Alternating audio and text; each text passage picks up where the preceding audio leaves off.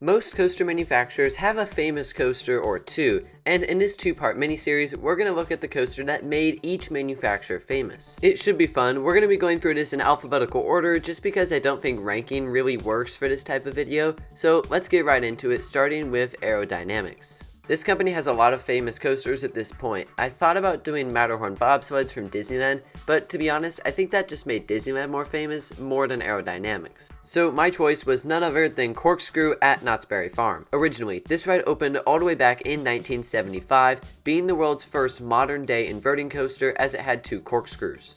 Nowadays, these aero corkscrews aren't anything to shout about. They're pretty mundane in comparison to modern coasters being built today. That being said, in 1975, that was not the case, and the cool thing about this ride is that you can still ride it to this day at Silverwood Theme Park in Fall, Idaho. It's operated there since 1990, and from what I've heard, it's actually running pretty well considering its age. This was the first coaster Aerodynamics built that went upside down, and that kind of became their mojo. They broke the inversion record for 2, 3, 4, 5, 6, and 7 inversions. So this was also one of Aerodynamics' most important coasters, but all the while Aero continued to innovate, Corkscrew remained a notable attraction. All that to say, I make the argument that this is the coaster that made Aerodynamics famous. As for B&M, I went with Batman the Ride from Six Flags Great America. This coaster is a little newer, opening in 1992. So what was important about this coaster? Well, this was the first inverted coaster that B&M ever built. The B&M invert model has since taken off. In fact, there are dozens of clones of Batman the Ride around the world, lots of them named, well, Batman the Ride. This has also forced other manufacturers to try their hand at this new concept, like Vekoma and Giovanola and so many more. While Vekoma is getting better in recent years with their inverted coasters, B&M is still considered the top dog when it comes to this model. Batman the Ride at Six Flags Great America is the coaster you can point back to for the start of this inverted coaster craze. So like Corkscrew, it's a very important ride not only to the manufacturer Bolliger and Malabar, but also to the theme park industry as a whole. And while I could have gone with Iron Wolf, a coaster in the same park that opened a few years prior, I ended up going with Batman because I felt like this coaster had even more notoriety.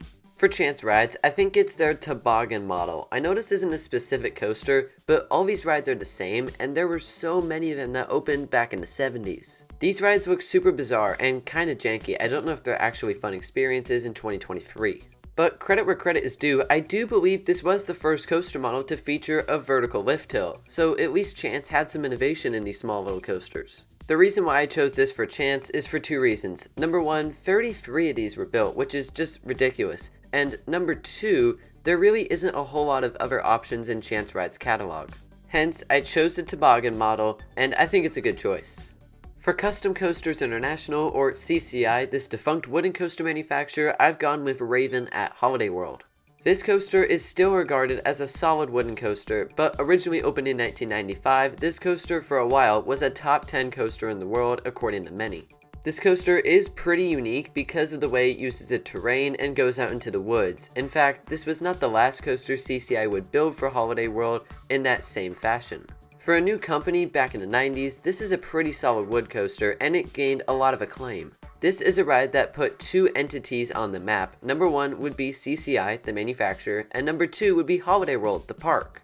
This was a win-win for both of those entities. Moving on to the Ding Corporation, this one is interesting because they only built 10 roller coasters. Now, I would go with the Beast at Kings Island, but since this coaster was only designed by Charles Ding and not built by the Ding Corporation, it was built in-house by Kings Island, I don't think it's eligible for this list. So with that, I chose Hercules from Dorney Park. This coaster originally opened in 1989, but it closed in 2003. This was not regarded as a very good attraction. But that doesn't mean it wasn't notable. By the end of its life, this coaster had developed such a rough reputation that its ridership had declined significantly. Even still, if you don't count the Beast, like I'm not doing for this video, I think this is the coaster that put Ding Corporation on the map, even if it wasn't necessarily a very good ride. When you only built 10 coasters, there's probably a reason for that, and here's a great example of why. For GCI, or Great Coasters International, this might be kinda lame, but I'm going with Wildcat, their first coaster. This coaster originally opened in 1996, and it actually closed just last year to make way for the RMC Wildcat's Revenge, which is undoubtedly an improvement.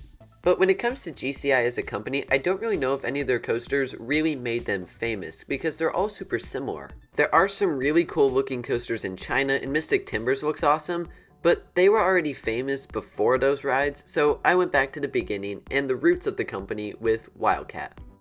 For Gerstlauer, I chose Takabisha from Fuji-Q Highland. This coaster is insane. It was once the world's steepest roller coaster, but it still has a bunch of inversions. In addition to the 121-degree drop, it flips riders upside down 7 different times. Takabisha also led the way for Gerstlauer's best coasters, like Schwerteskarnen at Hansa Park in Germany. Gerstlauer had done some good things up to that point, but when Takabisha opened in 2011, this was a completely new level of awesomeness from the company.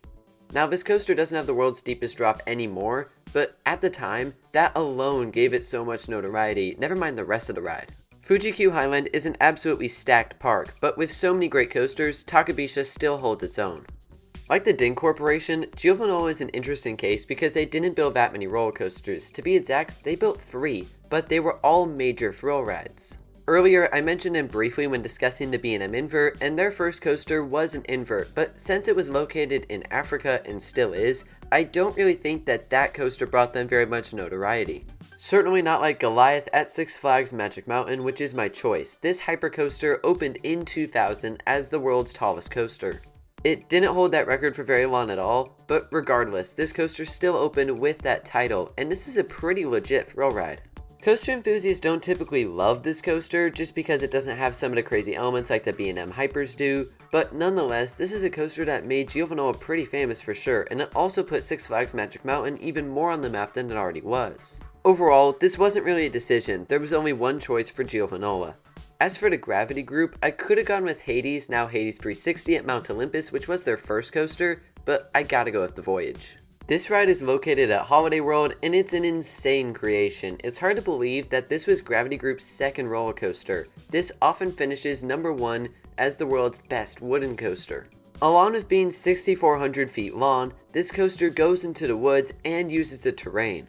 The layout is also chock full of back and forth movements and airtime hills, and it really feels like it shouldn't be going as fast as it is by the end, but it just keeps on going at an amazing clip. I can see why this coaster is often ranked so high, and it's one of my top bucket list coasters for sure. I've heard the night rides on this during Hollywood Nights are bonkers. Usually, a coaster company builds up to building coasters like this, but Gravity Group did it from the get-go, which is just crazy. Also, this is the second coaster from Holiday World on this list. That may seem a little bit of a coincidence, but keep in mind that Gravity Group was formed from former engineers of CCI, who built the Raven. So it makes sense when you look at it a little bit more closely. Overall for the Voyage, this looks like an insane coaster, plain and simple. Hopkins didn't really build anything too famous, I don't believe, but Texas Tornado is a super weird coaster. I mean, just look at the second vertical loop. This was their first coaster, and their first coaster for a reason. Clearly, they still had some things to learn. I have no idea what happened on those 2 inversions, but it doesn't look like a terrible ride, it just looks like a strange and bizarre one overall. But for Hopkins, that's pretty much the only choice I had. Let me know if there's something better in the comments. For Intamin, it's difficult for a completely different reason. That reason being, they have so many, and I mean so many, famous roller coasters. So what was the one to make them famous? There were a bunch of options, but I chose Ride of Steel from Six Flags Darien Lake. This was Intamin's first mega coaster, I believe, and it's still a good ride to this day. It originally opened in 1999, and this was the time where Intamin was coming out with their mega coasters, and then eventually their giga coasters, and B&M was also doing the same thing with their hyper coasters. This was an absolutely amazing time period for roller coasters, and I don't know if we'll get another coaster craze quite that good ever again. Now, I do understand that rides like Millennium Force, Kingda Ka, El Toro, and others are more well known than Ride of Steel, but since Ride of Steel came first, I think that was a major claim to fame for Intamin. Overall, that's my thesis, but there are so many good options for the Swiss manufacturer. Following up Intamin, we have Chinese manufacturer Jinma Rides. This is an interesting company because the main thing they do is copy other manufacturers, which is kind of a bizarre concept. That being said, they've served the Chinese theme park market well and provided a lot of roller coasters for that demographic. All this to say is, to be completely honest, I don't know what made this company famous, because they're not even doing their own rides, if you will. They're copying other companies, and I don't really know which was the first one to really take off for them. So if you think you have a better insight to the Chinese theme park market, please leave a comment down below because I'd be interested to see, but from my research, I really can't tell. Obviously, this isn't very conclusive, but anyways.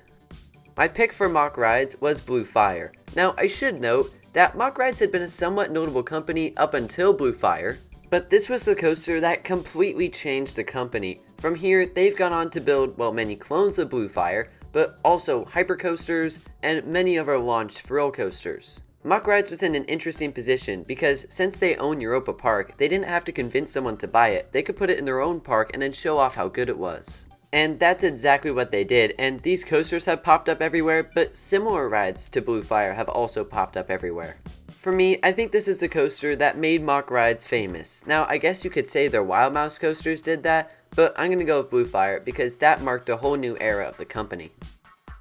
Mauer's a strange one. My pick was Hollywood Rip Ride Rockit at Universal Studios Florida. This is easily Mauer's most iconic coaster, and while their X-Car and spinning coasters have gained notoriety, I think this is the coaster that made them famous, if you will. Nowadays, this coaster is pretty polarizing. Some think it's pretty rough, others don't and like the positive G moments. I haven't ridden it, but there's certainly an argument to be had that this is the best coaster Mauer has ever built. Whether you like it or not though, in the case of Rip Ride Rockit, I do believe that having it be at a Universal Park at Universal Studios Florida greatly helped this ride gain recognition. That isn't a local amusement park, that is a destination resort that people from all over the world come to visit. So that's Mauer and Hollywood Rip Ride Rockit.